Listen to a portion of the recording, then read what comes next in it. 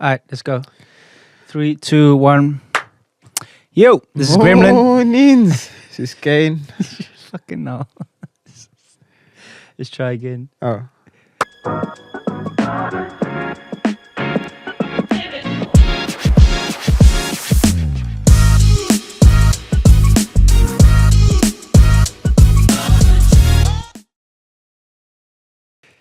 Yo, this is Gremlin. Mornings. This is KANE. Welcome back to the Let's Talk Foreplay podcast. Season 5, episode 4. Yeah? How are we halfway through the next season already, bro? It's Yo, insane. time is I love it.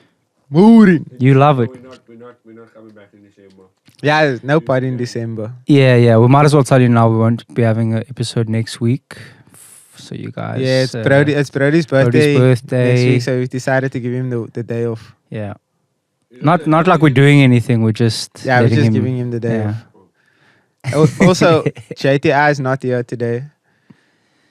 JTI. JTI is having GTI problems. It's not funny, haha. It's funny. Sympathy. He should have been here. Yeah. What's happening? Nah. Okay. I look. Okay, let's get our intro out the way first before you always. Oh, sorry. Fuck. We have to do these things, and we can't swear in the first 2 minutes. I didn't bro. swear. Nobody swore, bro. What did you say now? He said, I have to. Oh, I thought you said. You literally have headphones on, bro. Oh. Anyway, coming to you live from KANE Music, Eminem Music Academy, KANE Studios, home of the Eminem Pro DJ Academy. You see how I didn't say it? Because every week I must hear about it's not a DJ school. Yes, it's a DJ correct. academy. So I'm just not going to say it. 100%. And we just had an open day last week, which was quite cool. The last open day for the year. I actually wanted to talk about your students just to see how they, like a little check-in. Oh, yeah, fire. Fire call to action. Next week Friday, they're all going to be playing at... This Friday. This Friday. Oh, yeah, we are this. Yeah. This Friday, they're all going to be playing at YT in Clove. Please come and watch them. Yeah, we need pressure. Yeah, we need pressure. We need to need see pressure this on man them. can smoke the pipe. Yeah, they need to really be put through the The ringer. And And kyk, you must maar wys them if they not us. Wys them. So Yeah, that they they're can each come back getting- and pay for more lessons. they're each gonna get an hour each, pretty much. Hour? Yeah, Is that the Fire. longest they've gotten? I think so. Yeah. It would be. It's most a live environment test. So we seeing how they're gonna cope under pressure. People coming to them with requests and stuff like that. It's gonna be Yeah. so interesting. So this is our first group: Tina, Mr. Wilkes, and Juliana. They essentially graduate from the beginner course in the middle of November. Yeah. So they have about 3 weeks left before the graduation. Yo, it's So so our crazy. first 'cause students. It's our It's crazy, first crop bro. of students, bro. It's 4 like, months already. Yo, now we have to let them go be adults. Let them be free. Even though like some of them are older than you. Yo, bro. I feel like all of them, except I think Nah. Jules is probably my age. Think I so. think Tina is younger than Young, bro. me. Yeah, he's young. Yeah, he's killing it, man. Yeah, shout out Tina one time. So yeah, that's exciting. I actually want to talk about my upcoming weekend because it's quite an interesting one. It's a lot going on. So we've got the students Friday. showcasing at yours truly on Friday. We've got I'm You at the judging. plug on Friday, aren't you? Yes, I'm at the plug on Friday night. Halloween vibes. Is Halloween on Friday or It's Saturday? on Friday because It's on Saturday is the Friday, 1st of yeah. November. Yeah, I'm wondering if I'm gonna dress up, do something. I don't know yet. Hey, I thought about it and I was like, I don't smoke. You doing Halloween for solo? Yeah. Aren't you Batman? Oh, I was a promo skit. So they had a thing That's with pretty dope. with the costume store where if you got a ticket to the event, you get a discount on a costume. okay, that's So cool. It That's was clever. dope. And that's why they used us for like promo. and be Nice, Like, that's quite clever. yeah. So that's Friday, and then Saturday I'm judging with the Beat Bangers, Ready D and Azul.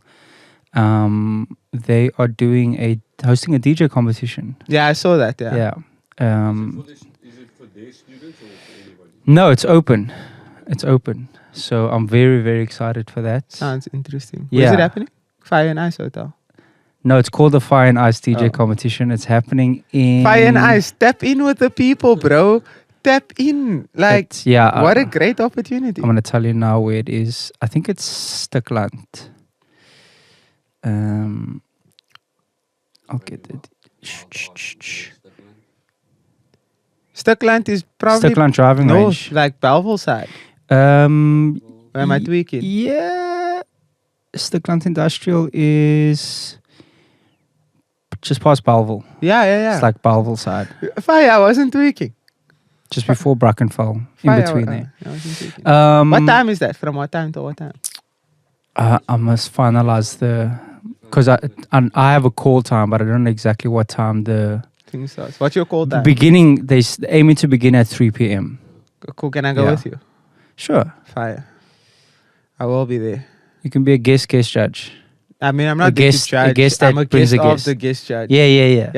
Guest judge. Yeah. So yeah, I'm excited for that. A very DJ orientated weekend, Finally. which is cool. Yeah, just like from all spheres, you know. Yeah. That's on Saturday morning, Saturday And then- afternoon, man. or Saturday afternoon. Sorry, I keep saying morning because I don't even know his gigs, bro. He has to go back to his phone every single time to check them. He's getting old, bro. He said Nah, exciting guys. weekend, but I can't remember anything. You know, I live for the day, guys. I live for today, right now, Tomorrow right here, together right forever. now. Absa.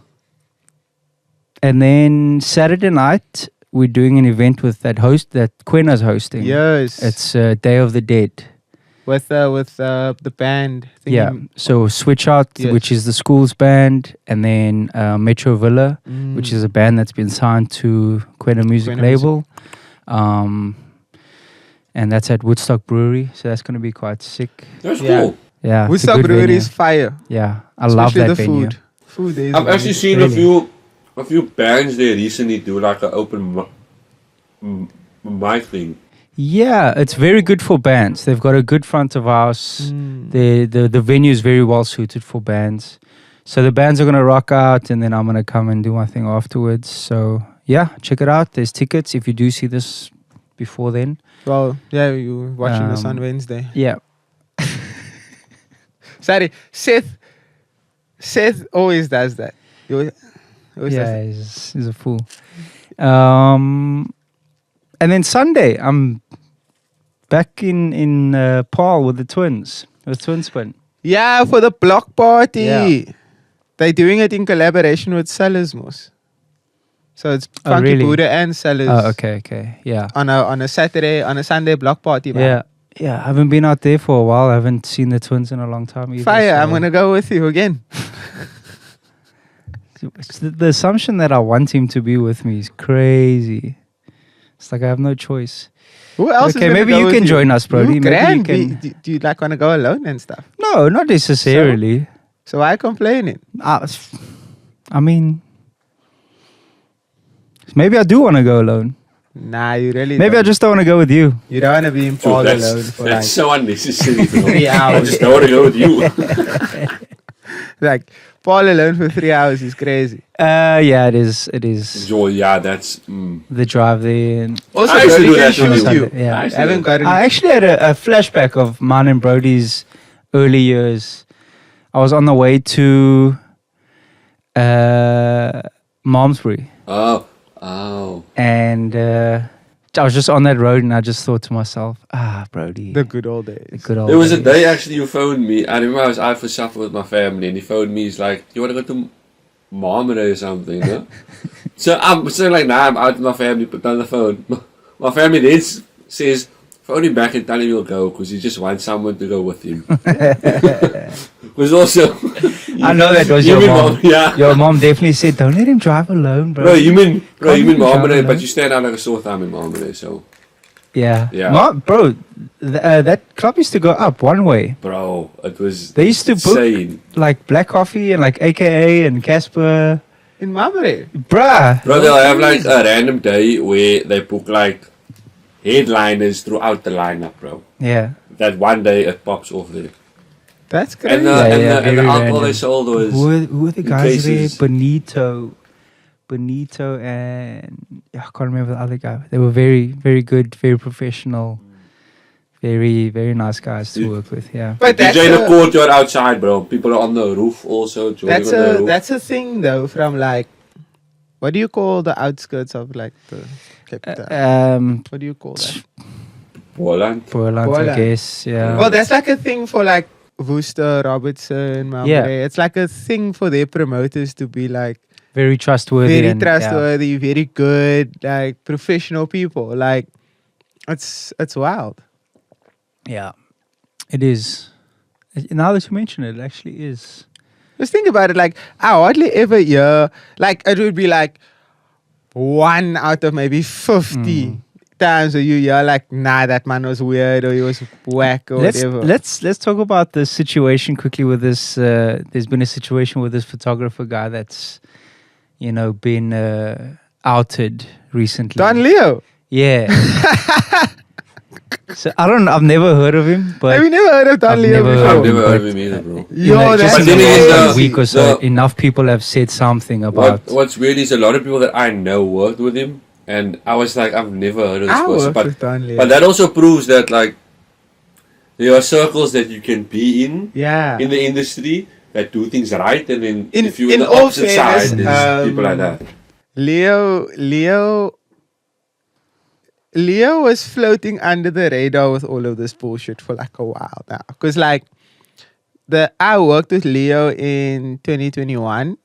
And at this point in time, I think this was just before I got Jason on as like my resident photographer and whatever the case may be. So, and Leo, like I used to like Leo's work. He used to do a lot of work on film and like it was like a dope look and whatever. And then I still remember we spoke because obviously we industry friends and like we chill in that little circle of like industry creatives in town. And that's where I met him, liked his work and whatever the case may be. And I was like, yo, we should work, because like I like what you do. And then I booked him for Pantone Sundays. The first Pantone I played at was the pink one. And I booked him, and he came and he shot pictures, and he shot like a recap reel vibe on camcorder. And I paid him for the work, obviously, and then I got the pictures.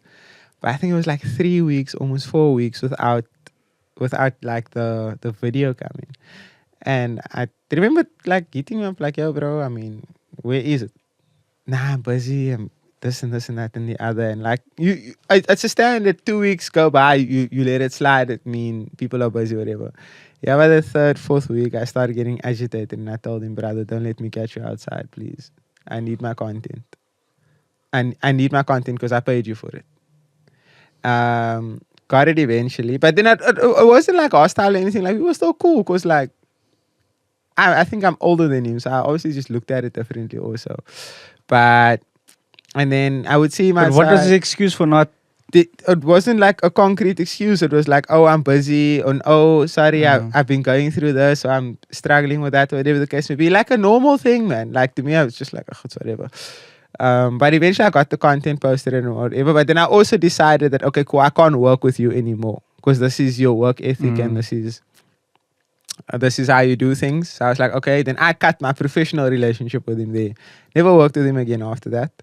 But like still saw him outside, greeted him and whatever the case may be. And then I still remember telling Jason this story, like when Jason and I started working together and like hanging out consistently and stuff. And I still remember telling Jason. And then Jason was like, nah, other people have also told me that he be scamming like that. When I saw that girl's post on Instagram, I was shocked when I went to the comments and I saw a lot of people that I knew in the comments. And this was like in 2021, borderline 2022, when Jason tells me this, and I was like, yo, so he be doing this, like he be scamming people. Like, yeah, and then throughout the years, like you'd hear other people complain about him and, oh, he's mising people and he's not doing work. And like at that point in time, I obviously cut my professional ties and I was like, ugh, I don't care what other people have to say.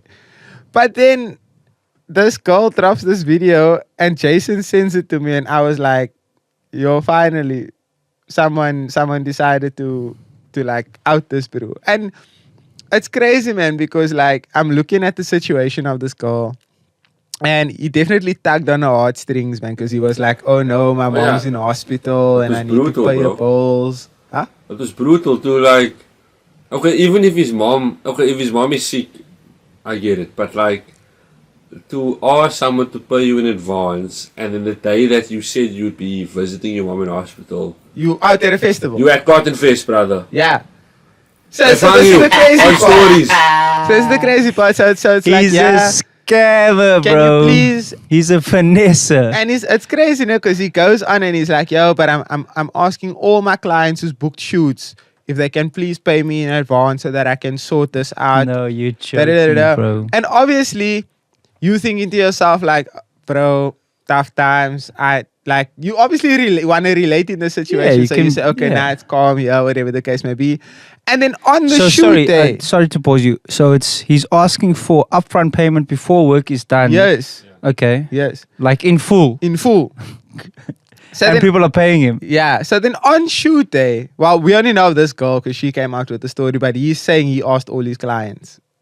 So on shoot day, she texts him in the morning like, hey, this is called. No, he did. So we know he said that because she had screenshots of their chat. She Yeah, put it in the screenshots video. of the chat, yeah. Saying what? She screenshotted all of the conversations. Because in the screenshot, he said he's asking all the clients for upfront payment. Okay. So shoot day comes and she texts him and she's like, yo, can we please meet at 2 p.m. because we want to go around and scout some locations first and then we'll start the shoot or whatever the case would be. Mais. Follow-up text later on in the day. Mais. And then the third text was her basically saying, hey, if you were busy today or you couldn't make the shoot day, I would have Say appreciated you something. told me something in advance so that I could have gotten someone else to come shoot because this is a day we couldn't have missed out on. Mais. And I shouted her because she still did the shoot, but her friends took photos of her. yeah, but it was supposed to be this man. And then Mais. And then after that, she obviously started collecting the evidence on this man and then expose that man. It's like she went to small claims court, no? I can't believe he lied about his mom and went to Cotton Fest, bro. That's the crazy part. And so how did they know he was at Cotton Fest? He posted a photo. He posted. Yeah. Same day, blood. Fucking idiot. Same day as Cotton Fest. Post. Yo, bro.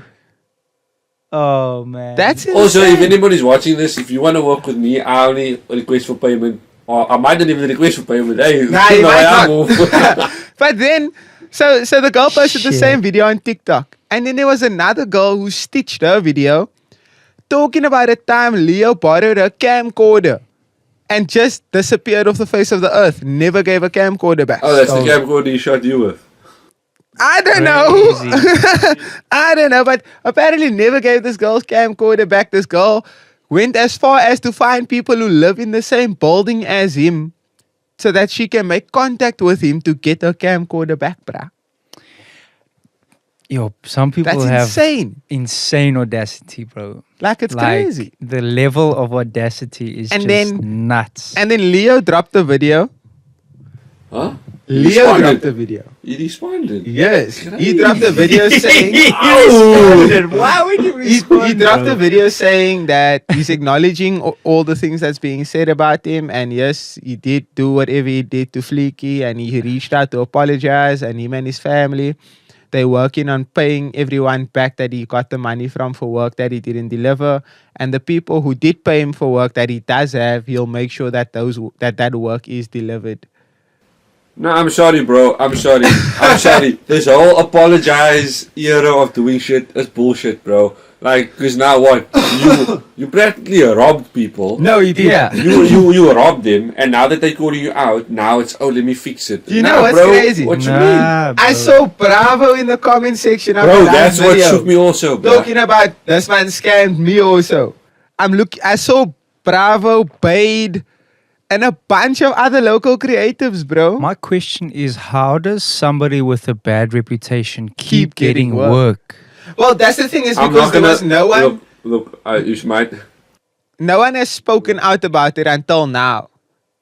Like no one would Yeah. know my interaction with Leo up until got this you, episode got you, drops. yeah. I'm gonna be real with you guys, and if there's viewers here that know him or anything like that, I'm not the best at what I do, but there's a lot of people around Cape Town and Joburg that are 10 times better than what I saw on his social media. Yeah, So, it's not even like it's yeah. Okay. So like, I'm more sad for the people that paid for this, Yeah, but yeah. I'll be real with what I've seen on his socials, Yeah. especially in his film photos. He takes film straight from how it's shot and he gives it directly to you. That's not. It doesn't edit. But It's from what then- you're seeing. So then why? I don't know what you'd pay for that, but in my opinion, you just got to buy a roll then because that's all it takes. He's not doing anything else to those photos. I mean, he's doing something that's worked that's got him clients up until now. Scamming, bro. That's what it is. Like, Sure. and this is like they are.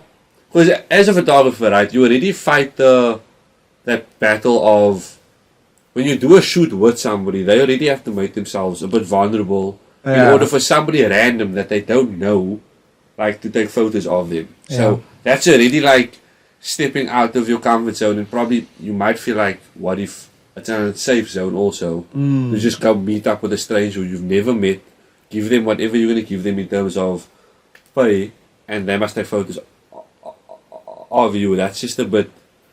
So it also ruins the relationship with maybe a photographer upcoming. Yeah, I was After trying to that reach guy out who's to trying to be people and stuff. professional. Yeah.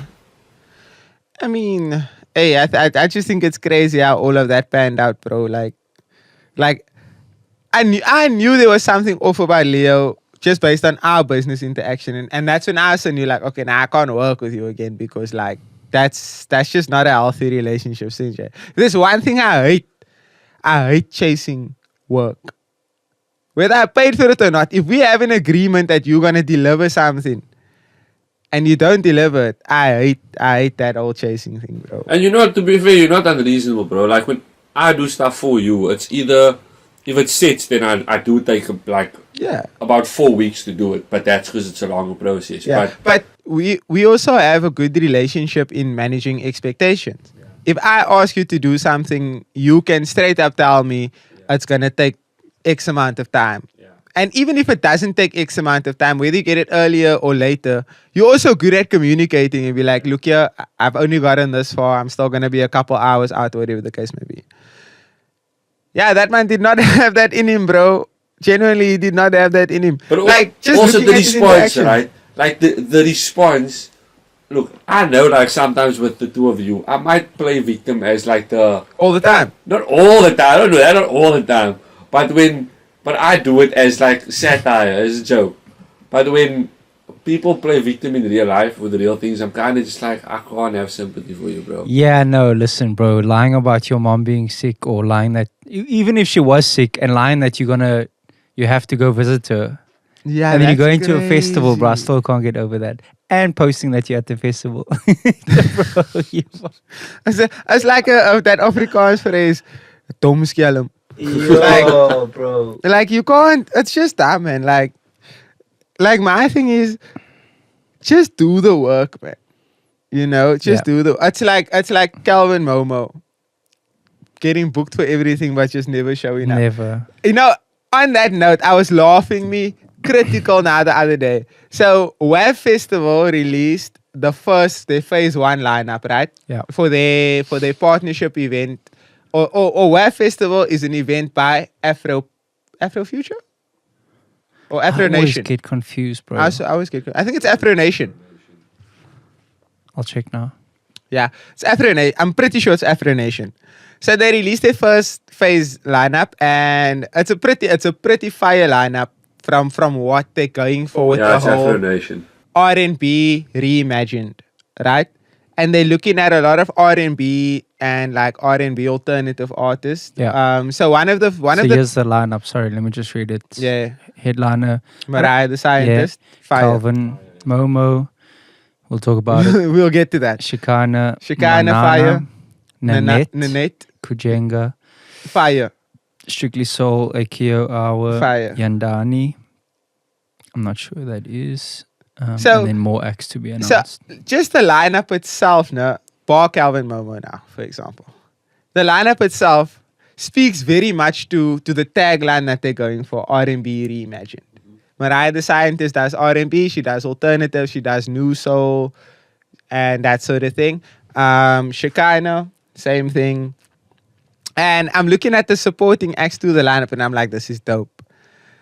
And then I see Calvin Momo, and I'm like, where's the reimagined factor in this? But then again, it also falls down to South Africa just being the spot where if you want to do anything here, you have no choice but to have a piano person on there, whether it's going to be Momo, Porisa, Kabza, whatever the case may be. But you can't, I feel like at this point in time, promoters feel like they have no choice but to put these guys onto the lineup. Yeah, because it's almost like they're taking a risk if they don't have one of them on.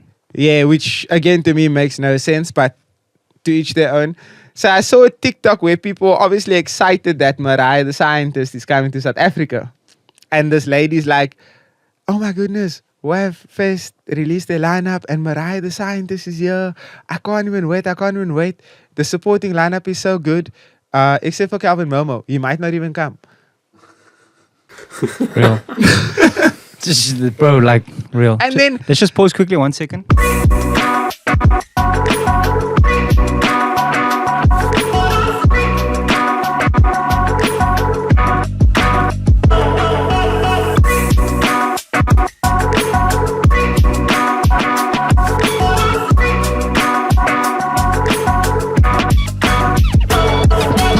And then I go into the comment section, and there's so many people commenting, oh, you're so real for saying he's not going to come. Oh, you're so real for this. You're so real for that. And I'm just like, that's crazy, bro. Like, you are literally up there. Like, imagine your reputation is that you don't pitch to. I've kind of been enjoying the part of the no audacity from customers that pay or consumers that pay for to go to a festival or to go to a concert. Can I be honest with you? As enjoyable as it is, I don't think it's a good thing. No, I think in terms of stuff like this, like calling someone out for, oh, he doesn't show. Like that for me is, you have the right as a consumer, if you are going somewhere to see that person and they don't show up. Unless something terrible has happened and it's a tragedy or whatever. I don't think Momo fans are even excited to go to shows where he might be playing. Because he could be booked and confirmed, but it's still a might. Yeah. So on that front, I enjoy it when consumers let that audacity show. Because it's like, we're tired of DJs and performers thinking that they can just do whatever they like. You are expected to be there at a certain time, perform for a certain time. No. I would really love to know the reasons. Like if I could sit with him and like pick out like 10 gigs that he didn't show up for and be like, okay, but now like why didn't he show up to that one? What happened? Like I'm most interested in the Australia one where that would be like top of the list. His flight or missed his flight multiple times. Like, and they changed the dates and everything, bro. That's crazy. I just want to sit with him and have a listen and be like, okay, cool. Why didn't you pitch for this one? Yeah. And just like one by one. Because at this point in time, I low-key feel like it's a management thing.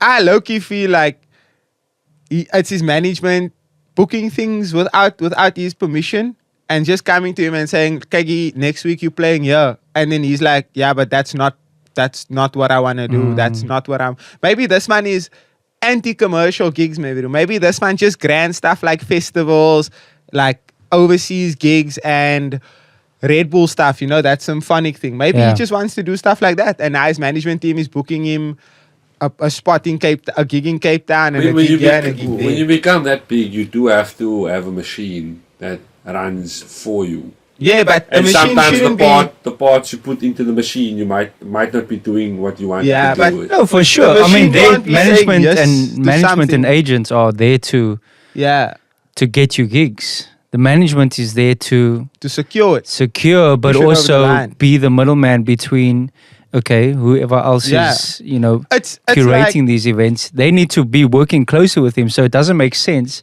for me if there's a manager that is approving these things. And then, so at which point in the chain is it being, Is it breaking down? Yeah. Is it the management? Is it the management? Is it Calvin saying no? That's not what we agreed on. Or, Yeah, you know what I'm saying? I feel because again, there's no way you are this prominent of a producer and a DJ, and people obviously want a piece from you, but like from all over the country and all over the world, and you're just willingly refusing to show up to gigs and stuff like that. I feel like there's a disconnect somewhere where it's like, oh, we've booked you 7 shows this weekend, but I told my team I don't want to do any shows this weekend. Yeah. Because obviously the machine needs to get paid. And there's a PR machine, there's a You get me? manager, there's an agent, there's a So, security. so I would want that man on someone's podcast to just where's the disconnect? Because he's letting a lot of fans down, bro. Especially because he's not in Cape Town often. He's probably nowhere else in the country besides Joburg. And now when they see him on the lineup, they like, oh, is this man really coming, or should I not spend money on my ticket? What's wrong, Brody? I did like this yesterday, man. It was some mad stuff, bro. But it's we've said this for years. I'm in a very strict belief that themes in South Africa do not work. Anything that is themed or genre specific, unless it is actually mainstream genre specific, forget about it. You can call it an R&B thing or old school thing, and you're gonna get something else. You can call it a 2000s thing, and you're gonna get new music. You can call it an R&B Imagine, Joel, and one of the headliners is a piano DJ. Yeah. You So can call it a KANE fest and they're playing Drake. you know what I'm music. saying, Yeah, bro? yeah, Like but it's bro, we've been there, bro. I just don't understand, bro. Like, there's no point saying things are gonna be genre specific or themed or whatever the Yeah. case it is. It all ends up being the same thing regardless, which is fucking annoying. But yeah, at least that lineup does look promising from an artist perspective. From an artist perspective, I think because it is gonna be. I think they nailed that, it, bro. yeah. With all the supporting performances, they nailed it, bro. It's just the Calvin Momo thing. It's not about him specifically. not him It's the fact specifically. that they still feel a need to have the sub-headliner, the second name on the lineup, is not an R&B act. Yeah. It's not. It's soulful. It might be R&B inspired, but it's not R&B at all. Like, it's not even close. It's not. close. It's not R&B. Do you Yeah. remember that? I don't know what the name is. It might be Brooklyn. I'm not sure. The girl that performed at With him? Amstel and Friends. It is Bootleg. Jeans with a floppy hat. You know what I'm talking about? She performed before Paul Tusi was DJing. Oh yeah, I forgot about that. But you get to the artist, you know what I'm talking Guys, you're about, not right? allowed to talk about Amstel on this podcast. I think it is Bushwick, to be fair. But would someone like that be? Because she's not an R&B singer, but she does sort of gravitate towards singing that loungy style. I don't think it music. counts though, because again, your tagline is R&B reimagined. It just wouldn't make That's sense. the thing. No one's forced you to make that your tagline. Yeah, no one. It's know? just that this That's is what you're obviously selling. This is the inspiration behind the event. You guys obviously, like, they looked at it and they were like, okay, dope. The premises of this event is R&B reimagined, and it can obviously be. It can go a lot of ways. Like, there's a lot of versatility you could bring. Like, it's like with the artist, for example, Nanette. She does R&B, she does the alternative, and then she also sings on piano. Like, one of Calvin Momo's biggest songs, "Fool for Me," is her on the vocals. Dope. So, yeah, I think for me personally, if you drop that lineup without Calvin Momo, you're seeing the exact same response. Maybe the promoters are thinking that maybe they operating from a place of, is this gonna sell? Do we need a guaranteed draw card that's gonna bring a 10,000 But now people? you're Where's getting it the gonna most be green? inconsistent draw card. Yeah, but I also don't believe that, because with Mariah specifically, I've been seeing. It's kind of almost feels like this was.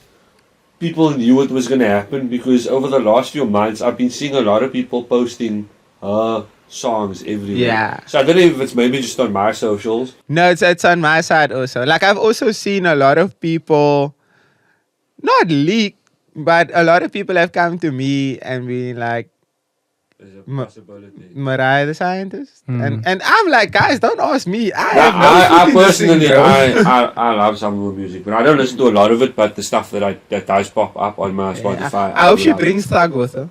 I don't think so. Yeah, it won't happen, But bro. on this R&B chat, also I've seen that the Blue Room has done something cool with. Oh yeah, the Blue Room. I don't know what's Shout out happening to there, our but old it seems like there's a resurgence in performance culture there, because a woman at the station, she manages some of the people that perform there, and it's getting quite a lot of attention from students that want to be singers. But then on the same day that someone from UCT will go perform there, you'll have Jonathan Butler in the room, also jumping up on stage and singing. Yeah, but the Blue Room has been known for that. Like Yeah. that's their whole brand, and it sounds good that they're making a resurgence, because while we were operating there, it wasn't really. It was bubbling. Yeah, it was. I think going into their second summer. I think For it, sure. it fell off from what it used to be, and it's getting back there again. So it's quite cool to see that. So, just to kind of stay on theme with the whole, with the whole draw card chat, right? So, someone, and this was like a while ago. I always had the screenshot, I just didn't bring it up on the pod. So someone called DJ Khalifa went on a social media rant. Like they were resharing this person's post for a solid 5 days. Like went on this thing. Exclamation mark, fact. DJs are not promoters. Clubs and event promoters love shifting their work to DJs. Let's be honest. If your marketing is weak, don't expect a DJ to fix it. A DJ is paid to create vibes, not be your promoter, bouncer, and marketing team all in one. Pulling a crowd is the club's job, not the DJ side hustle. Pulling crowds is about the club's brand, reputation, and promotion strategy, not just the person who's behind the decks. On the flip side, if you only book DJs for their crowd, you reduce talent to numbers and ignore skill. Some of the best DJs don't have huge followings, but can turn a night into an unforgettable experience. Real talk, the best nights happen when clubs invest in promotion/marketing and DJs deliver on entertainment. That partnership is what builds value for everyone. So before I get into the response, and the response is from Thuli Tools. Thuli is easily one of the best people who's in the 50-50 situation. DJ and promoter. DJ and promoter. And not just promoter as in promoter does the clubs or whatever. We're talking about part of the brains behind Curated Best Day events, Ever, Bacardi, Holiday Beach Club, some of the best things, Slow Poison and Friends, huge stuff. So he goes and he says, I've seen so many people share this post, so I would like to add my 2 cents. The post isn't wrong. DJs aren't promoters. Their job is to create an experience, not sell tickets. But context matters. The games change. Costs are higher, audience are split, and filling a room takes more than good taste. When a DJ charges premium fees, part of that rate reflects their brand power. Promoters aren't just paying for skill, they're paying for draw. So while no one expects DJs to run a campaign, a post, a tag, a story, a shout out, while no one expects DJs to run ad campaigns, a post, a tag, a story, a shout out, that's part of the collaboration. What makes this debate whack is when those same DJs demand expensive riders, big guest lists, and still leaves with half the bottles. At some point, both sides need to meet halfway. The best nights happen when everyone pulls their weight for the love of the dance floor, even though people aren't even dancing anymore. And that's a DJ's job, isn't it? Also, I feel like all we do these days is complain. I mean, I do too sometimes. But let's just fucking get on with it. Sure, there's a lot to unpack there, bro. Everyone's right. No cap. when you do say you get booked for a gig and they say we need you to post a story, or repost our story every time we post it, right? Do you charge extra for that when you do that, or do you just do it because you're on the line? That's actually such a good thing to bring up, because It's split. So right, there is a thing where there are people charging for the usage of their social media. The same like an influencer would charge Yeah. a brand to say, I have tiers. If you want me to repost your story, for every repost, it's gonna cost this much. I think we saw that from Major League, right? No, On their rate card, they had something to do with posts. I don't recall that, but I know Local Cubs that versus does that. international, yeah. I know Cubs that I mean, does that makes sense, bro. So it's like, if you want me to repost a story, it's gonna cost this much. A dedicated feed post that lasts until 24 hours after the event, it's gonna cost this much. A video of me and my phone talking about Yeah, come to this event, that's gonna cost this much money. yeah. And like, as DJs, I personally think it's a common courtesy to share whatever work you're doing. I think that's bare minimum. That's bare minimum, you know. If you're gonna book me, regardless of the rate or whatever the case may be, I do have an audience. My audience is very invested in where I'm playing. And I will reshare the poster and the flyer out of my own because people are invested and they want to see and that sort of thing.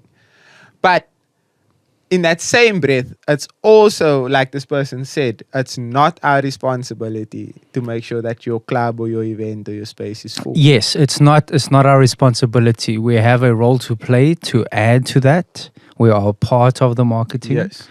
But yeah, I think 100% promoters are doing much less promoting Way less promoting. and really just going the easy route of booking DJs that seemingly by assumption have a physical pool, which as far as I'm concerned, DJs don't have pool unless you are actually a headliner, and I'm saying a headliner in the sense of a national/international Phenomenon. yeah, like we said, like a Calvin Momo or something like that. Yeah. That's an actual pool. And when we say pool, I mean, could fill a nightclub because they're there. Could I'm not talking about 20, 30 people. Yeah. That isn't really enough to be like, okay, this person is worth 20, 30, 50 grand. You know. When it does start becoming annoying to me is the people that negotiate rates, bring you down from your rate, probably don't even offer any ride or anything special. You might not be getting any content out of it from their side.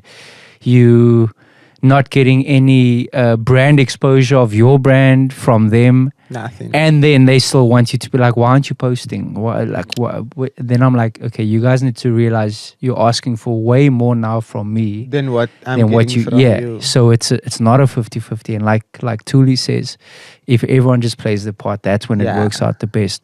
Most of the time, there are people that are easy to work with, that are professional, that are giving me everything I need. They're never worried about. They're not Whether on my you're case posting or about, not, they were like, this is our job. You know what I'm saying? It's the ones that are lazy, It's unprofessional to an extent. It's so crazy now because like I have a very simple strategy when it comes to like the artist with the K for example. Like I have a thing where I obviously hit everyone up like in the group. I'll be like, hey, here's the schedule for everyone's individual artist post going live.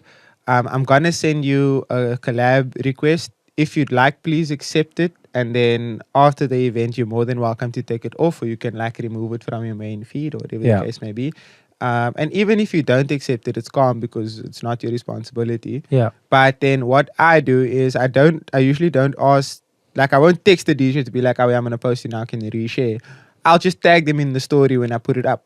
And if they reshare the story, great. If they don't, there's no love lost. Like again, Is what it is. yeah, because I also look at it from perspective of like it's my responsibility to make sure that there's 400, 500, 600 people in the room. Yeah. Like I'm not gonna depend on knowing that I have a lineup of X, Y, and Z, and that's gonna be me for the weekend, and that's gonna pull all my numbers because, like you said, there's no such thing as like DJ pool.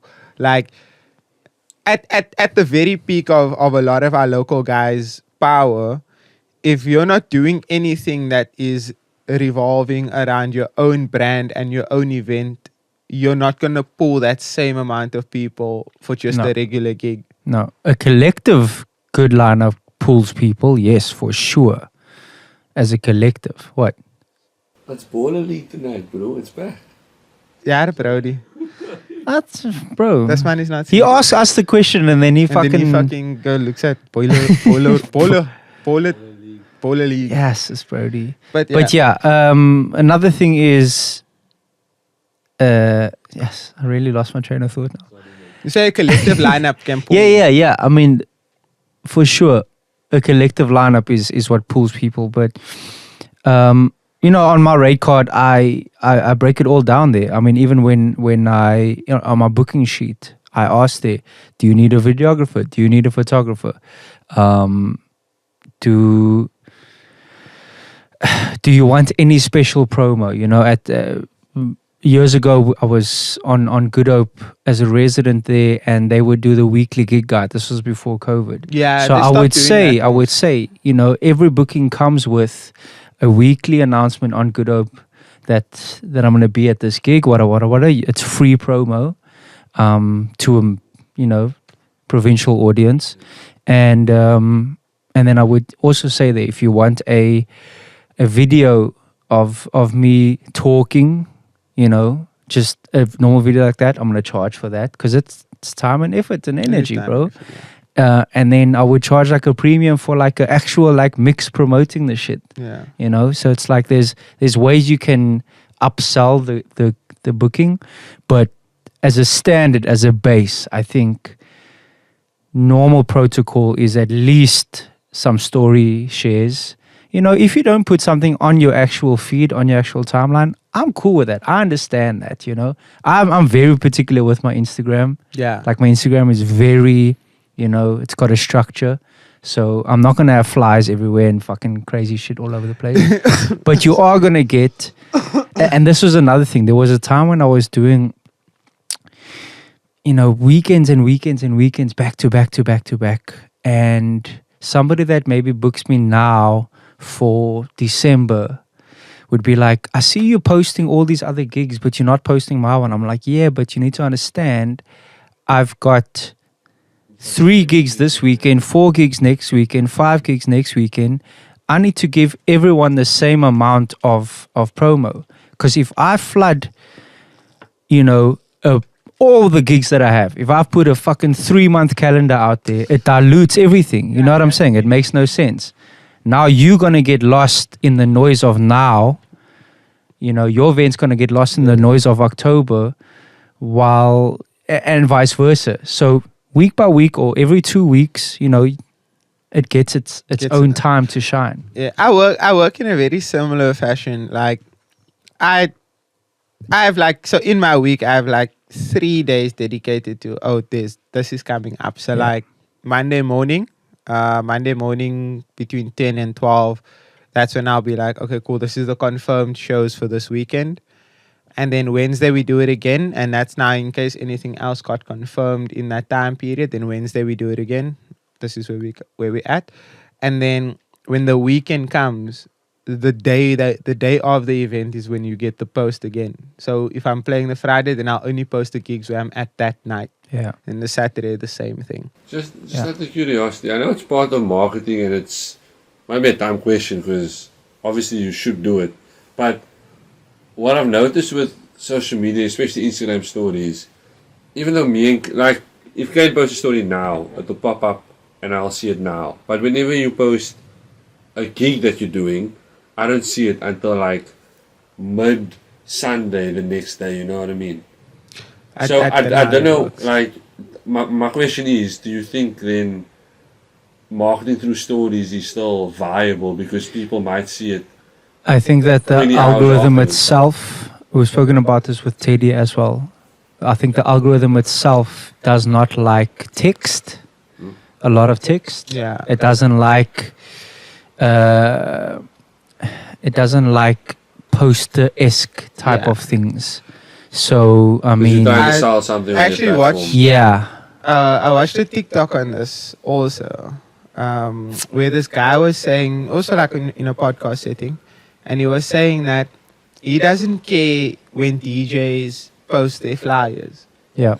He's gonna skip past it. Mm-hmm. He doesn't care. He doesn't care what flyer you're on, what event you're at, what you're playing.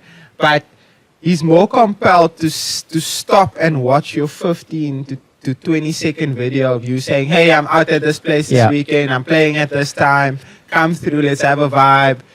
Tickets in my bio or whatever the case may be. It's more you, I don't want to say it's spoon feeding, but you are essentially, you telling them everything.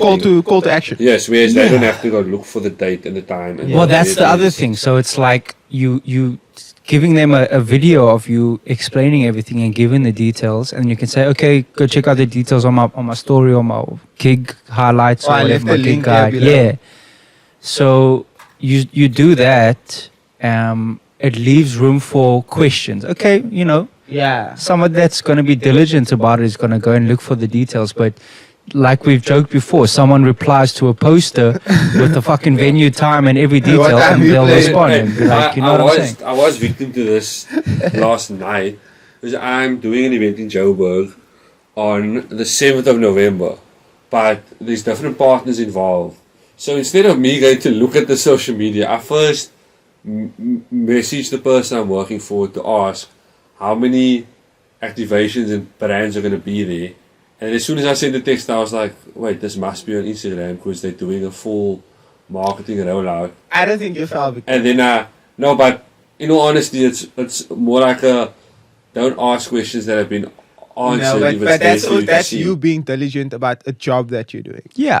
We're Different talking story. about someone who's looking at the gig guide and they can literally see that you're playing at these 4 places at maybe this specific time if you add at the time and on these specific dates, and they hit you with are you playing anywhere this weekend? Like, are you fucking dumb, bro? But sometimes when your stories do come up, guys, I look at them and I'm like, I've seen them, I know where you're playing.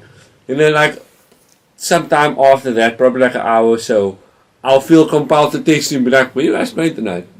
So yeah, No, but I'd That's respond fine, to that's you because normal. you Brody. Yeah. But if you're replying to the story of me that's a telling problem. you where I'm playing, That's a problem. you're just being dumb, bro. Like, genuinely. yeah. Anyway. Before we end it, I actually wanted to ask, what do you guys think is going to be the festive trend? So what I told Sergio in the car... Oh, is this your Brody's foreplay? Yeah, kind of, because what I told Kane in the car was that I think there's a culture shift in Cape Town at the moment of doing markets, doing events during the morning, doing an event until 10 in the evening. So I think there's going to be a cultural shift in festive that if it's just a normal weekend, you'll see yourself at home at 11 o'clock. Yeah. Whereas if it's a big festival, like this thing that we spoke about with Mariah the Scientist, I think people will be more compelled to stay out till 2 a.m. in that setting because it's a festival. it's a bigger, no, but it's also it's a bigger event than just a normal night out.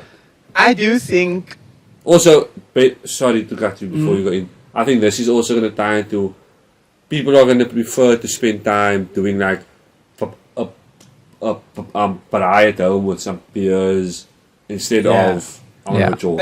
It's funny that you bringing it up now, because on Friday I'm sitting with Liam Q, and this was like after he played at Jagga, and we're just sitting and we're talking about the industry, and like we kind of figured that I don't want to say that nightlife is dead, but it's dying a slightly faster death than what it usually does.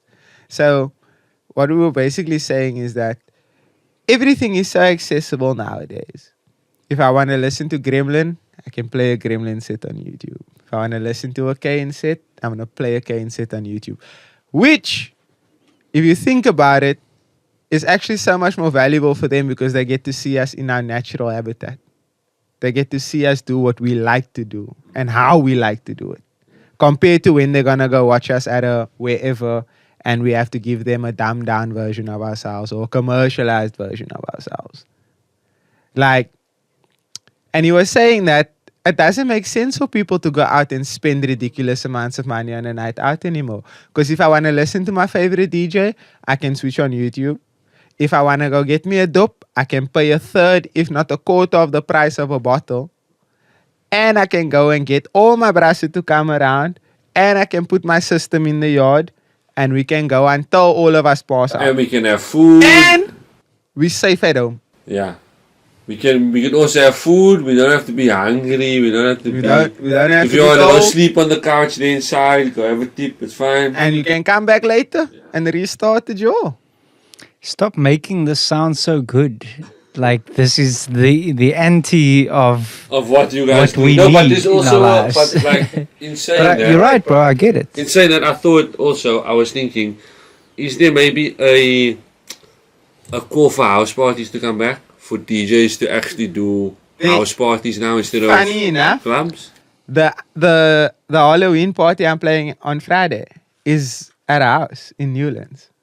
Ticketed house party. I'm also thinking about when I was in matric in first year, what we used to do was, well, in grade 12 it was a bit different because half of us could go out and half of us couldn't go out. Yeah. So what we did was we had house parties, and then that carried into first year where it would happen at a random house in Bergfleet that was for sale, but they'd be like, oh, you can just rent a house for the day or for two days, and then you can use it however you want to use it.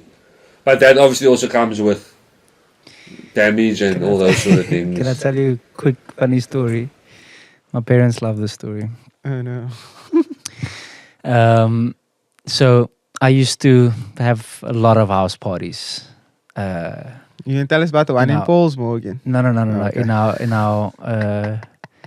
In our family house that I literally grew up in, like through high school. Is this the house that used to be in Southfield? Yeah.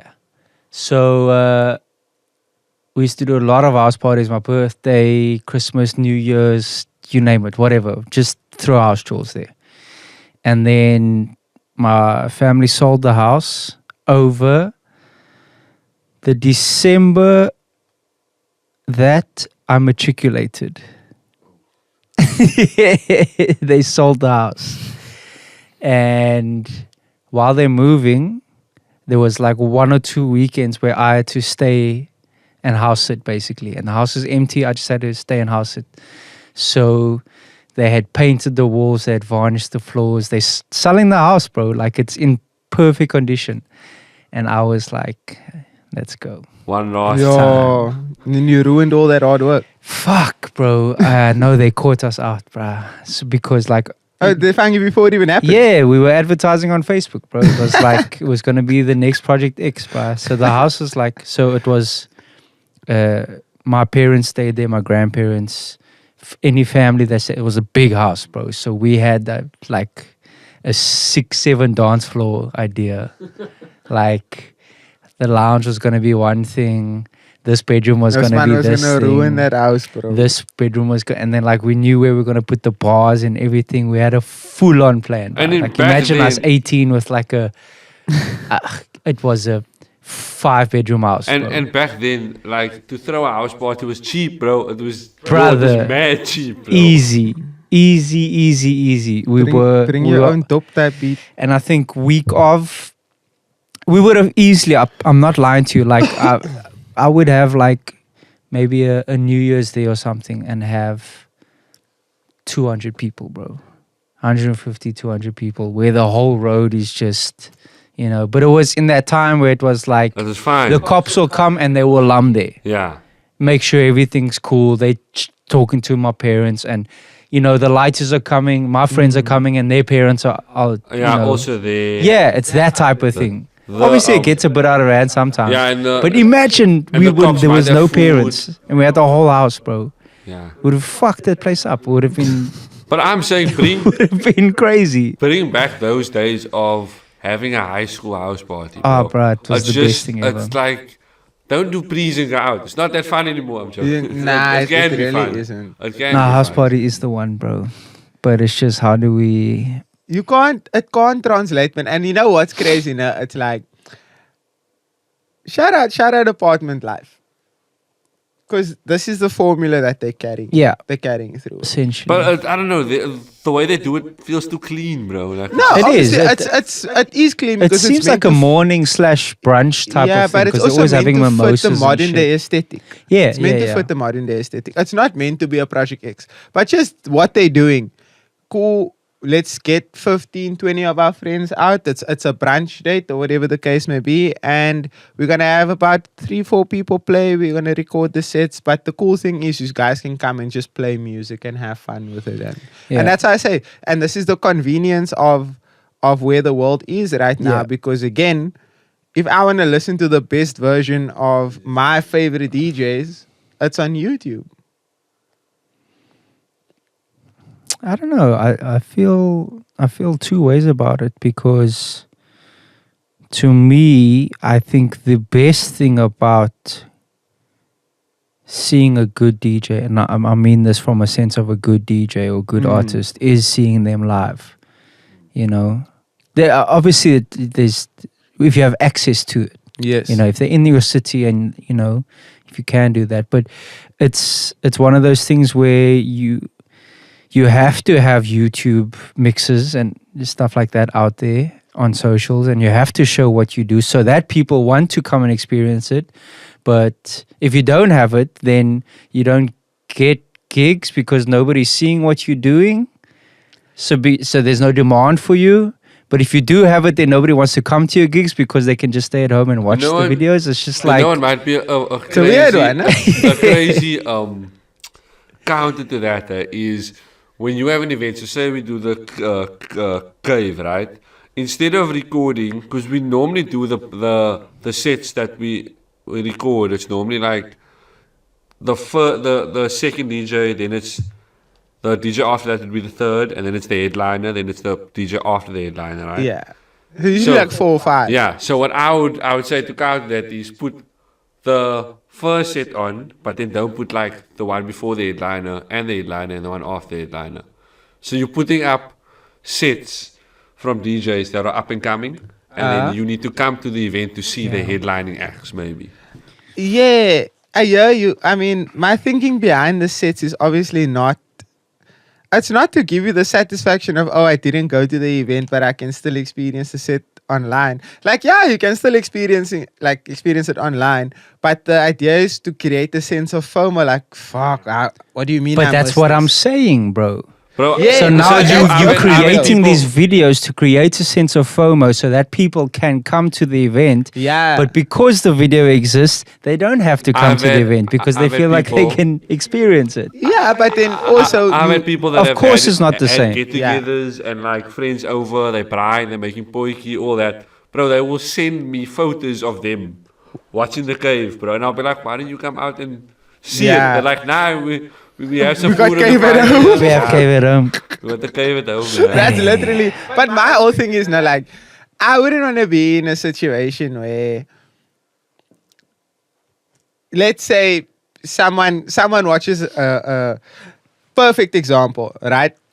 Someone watched my cave set, and they DM me and they're like, yo, bro, this is super dope, love watching your sets or whatever the case may be. And now obviously we're interacting and we're going back and forth.